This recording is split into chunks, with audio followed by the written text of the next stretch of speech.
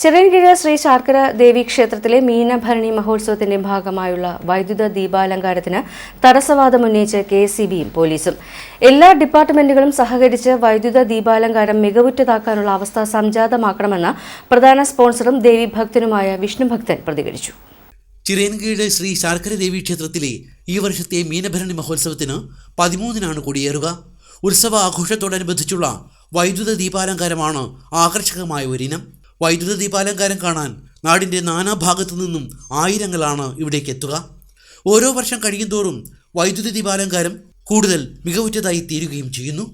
പക്ഷേ ഇക്കുറി പതിവിന് വിപരീതമായി കെഎസ്ഇബി നൽകിയ നോട്ടീസാണ് സംഘാടകരെ നിരാശപ്പെടുത്തുന്നത്. വിവിധ കാരണങ്ങൾ കൊണ്ട് വൈദ്യുത ദീപാലങ്കാരം പാടില്ല എന്ന നിലപാടിലാണ് കെഎസ്ഇബി. പക്ഷേ ജനപ്രതിനിധികളുടെ ഇടപെടലിനെ തുടർന്ന് കെഎസ്ഇബി വൈദ്യുതി ദീപാലങ്കാരത്തിന് വാക്കാൽ അനുമതി നൽകുകയായിരുന്നു.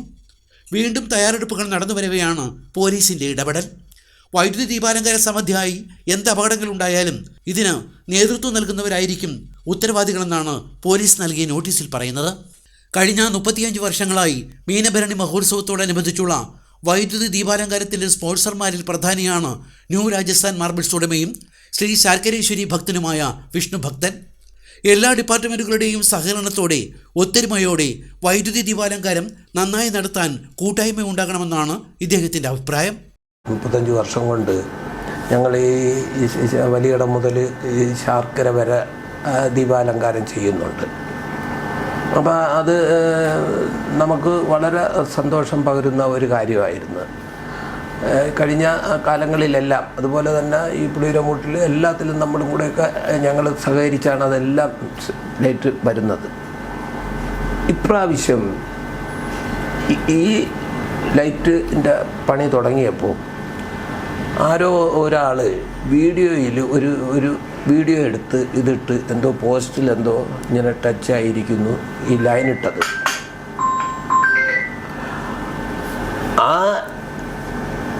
അദ്ദേഹം ചെയ്ത ഒരു രീതിയിൽ പറയുകയാണെങ്കിൽ ഞാൻ അദ്ദേഹത്തിനെ കുറ്റം പറയുന്നില്ല.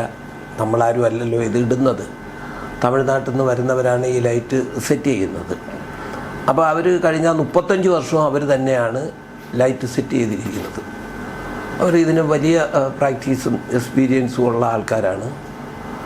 നമുക്കതുകൊണ്ട് ഒരു ബുദ്ധിമുട്ടും ശാർക്കര അമ്മച്ചിയൊക്കെ ഇത് ചെയ്ത് വന്നിട്ടില്ല. അമ്മച്ചി അത് സംരക്ഷിക്കുമെന്ന് നമുക്കെല്ലാം പരിപൂർണമായിട്ട് ഇതുണ്ട്. അത് ജനങ്ങൾക്ക് നമ്മളെ നാട്ടുകാർക്കും വലിയ ആവേശമാണ്. അത് എല്ലാവർക്കും അത് വലിയ സന്തോഷവും പകരുന്ന ഒരു കാര്യമാണ്. ഏകദേശം 10 ലക്ഷം രൂപയോളാവും ഈ ലൈറ്റ് സെറ്റ് ചെയ്ത് ഫിനിഷ് ചെയ്ത് ഡീസൽ ഉൾപ്പെടെ ജനറേറ്റർ കൊണ്ടുവന്ന് സെറ്റ് ചെയ്ത് പോകുന്നതിന്. അപ്പോൾ പൊന്നമ്മച്ചി 35 വർഷവും എനിക്ക് നടത്താനുള്ള ഭാഗ്യവും തന്ന് ഇനിയും നടത്തണമെന്ന് നമ്മൾ ഉള്ളിടത്തോളം സമയം നമുക്കിത് നടത്തണമെന്ന് വലിയ ആഗ്രഹം ഉണ്ടായിരുന്നു. ഭരണി പ്രമാണിച്ച് 15-20 ദിവസങ്ങൾക്ക് മുമ്പ് തന്നെ ഈ ലൈറ്റിനുള്ള ആൾക്കാരെ എല്ലാം വരുത്തി പണി തുടങ്ങിയപ്പോഴാണ് ഇങ്ങനെ ഒരു യൂട്യൂബിൽ ഇങ്ങനെ ഒരു വീഡിയോ ഇറങ്ങിയത്. അപ്പോൾ ഇറങ്ങിയോടും തന്നെ എന്ത് ചെയ്ത് ഇലക്ട്രിസിറ്റി ബോർഡുകാർ ഇതറിഞ്ഞു ഒരു നോട്ടീസ് ഇവിടെ കൊടുത്തുവിട്ട് നിർത്തിവെക്കണമെന്നും പറഞ്ഞു. അപ്പോൾ അത് നാട്ടിലുള്ള ഭക്ത എല്ലാവരും അറിഞ്ഞു.